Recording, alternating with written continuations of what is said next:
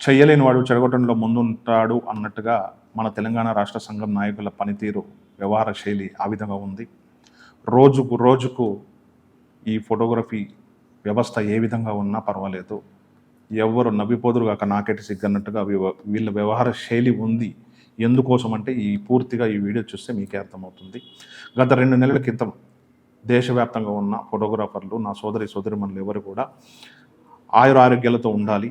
ఏదైనా అనారోగ్యం వస్తే ధైర్యంగా ఒక ఫోటోగ్రాఫర్ తమ కుటుంబంలోని ప్రతి వ్యక్తిని హాస్పిటల్స్ తీసుకెళ్లాలనే ఒక ఉద్దేశంతో సురక్ష పరివార్, మెడికవర్ లాంటి ప్రముఖ హాస్పిటల్స్, 200 హాస్పిటల్స్తో 2000 మంది డాక్టర్లతోటి మనం ఈ స్కీమ్ని లాంచ్ చేయడం జరిగింది.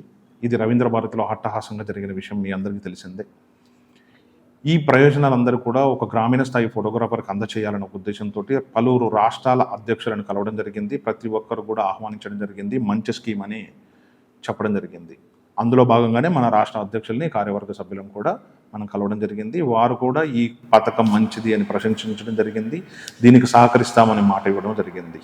కానీ ఈ కార్యక్రమం దగ్గరికి పడ్డా కొద్దీ వారికి ఏంటంటే, మేము చెయ్యని పని ఎవరూ చేయకూడదు, మాకు రాని పేరు ఎవరికి రానొద్దు అన్న ఒక ఉద్దేశంతో కేవలం తమ వర్గం మాత్రమే అక్కడ ఉండాలి, ఇంకా ఎవరూ ఉండొద్దు అనే ఒక కండిషన్ పెట్టడం జరిగింది నాకు.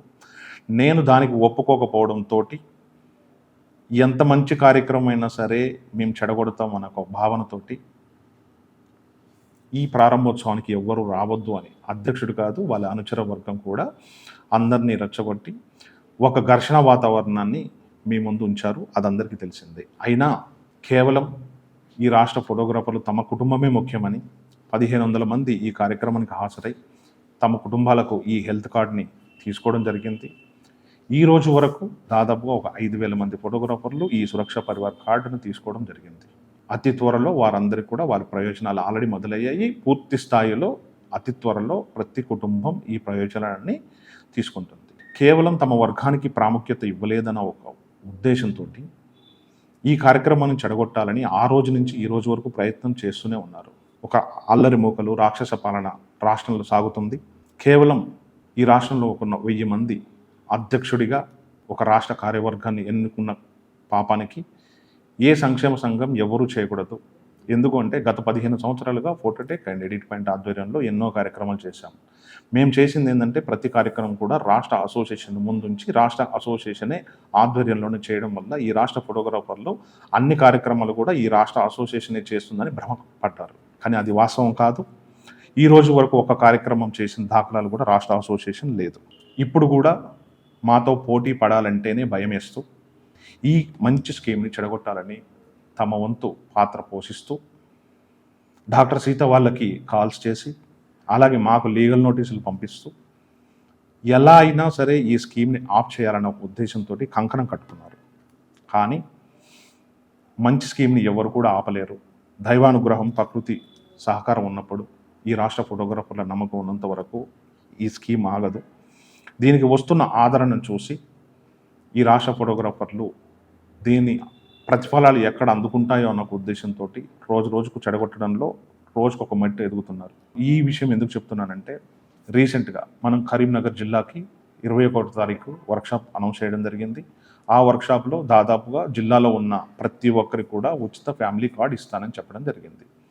మెడికవర్ లాంటి హాస్పిటల్స్తో మనము ఆ రోజు హెల్త్ క్యాంప్స్ పెట్టి అదే రోజు అందరికీ కార్డ్స్ అందజేస్తామంటే, అక్కడ ఉన్న రాష్ట్ర కార్యవర్గ నాయకులందరూ కూడా మెడికవర్ లాంటి హాస్పిటల్స్కి వెళ్ళి మనం ఏదైతే మాట్లాడుకొచ్చామో 100% ఫ్రీనో, లేకపోతే కొన్ని విభాగాల్లో డిస్కౌంట్, స్పెషల్ డిస్కౌంట్స్తో నేను ఏదైతే మాట్లాడానో అవన్నీ కాదు అని పక్కన పెట్టి 20 నుంచి 25%కి ఈరోజు వాళ్ళు మాట్లాడుకోవడం రావడం జరిగింది.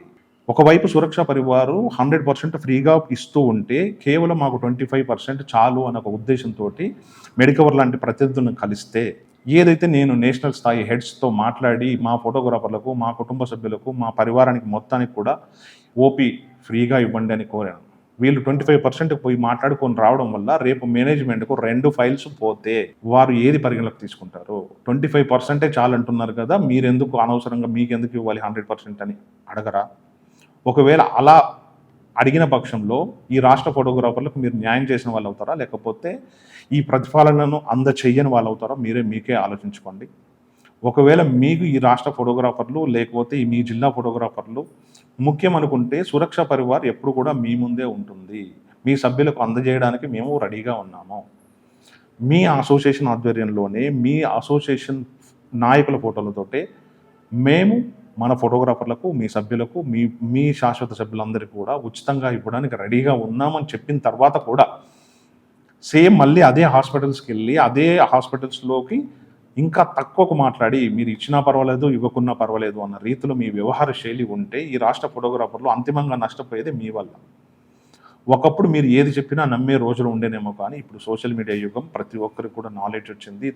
మీ రాజకీయాల కంటే ప్రతి ఒక్కరికి వారి వారి కుటుంబ సంక్షేమం ముఖ్యం కనుక ఖచ్చితంగా ఈ పరిణామాలన్నింటి కూడా ఈ రాష్ట్ర ఫోటోగ్రాఫర్ గమనిస్తారు.